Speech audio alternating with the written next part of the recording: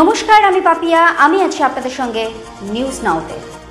মুখ্যমন্ত্রী মমতা বন্দ্যোপাধ্যায়ের নির্দেশে ঝাড়গ্রামের গুপ্তমণি চিল্কিগড়ের কনকদুর্গা নয়াগ্রামের রামেশ্বর মন্দির সংস্কার করবে জেলা প্রশাসন। চিল্কিগড়ের কনকদুর্গা মন্দিরের সংস্কারের কাজ শুরু হয়ে গিয়েছে। জেলা প্রশাসন সূত্রে জানা গেছে, গুপ্তমণি মন্দিরের পাশেই গেস্ট হাউস, পার্কিং ব্যবস্থা ও একটি বাগান তৈরি করা হবে। একটি পিচের রাস্তাও করা হবে।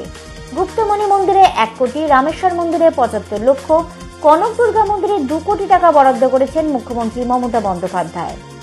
মন্দির সংস্কারের পাশাপাশি পানীয় জল, মন্দির চত্বর এলাকায় হাইমাস্ট আলো বসানো হবে। এছাড়াও মন্দিরকে ঘিরে থাকা ঘন জঙ্গলে ফেন্সিং থেকে সুন্দরভাবে সাজিয়ে তোলা হবে। 2018 সালের এপ্রিল মাসে রাজ্যের জীব বৈচিত্র্য পর্ষদের তকমা পায় চিল্কিগড়।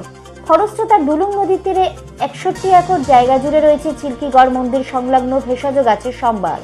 কনকদুর্গা ও রামেশ্বর মন্দির দুটি সংস্কারের জন্য বিশেষজ্ঞদের পরামর্শ নেওয়া হচ্ছে। প্রতিটা মুহূর্তের খবরের আপডেট পেতে চোখ রাখুন, সঙ্গে থাকুন নিউজ নাওতে।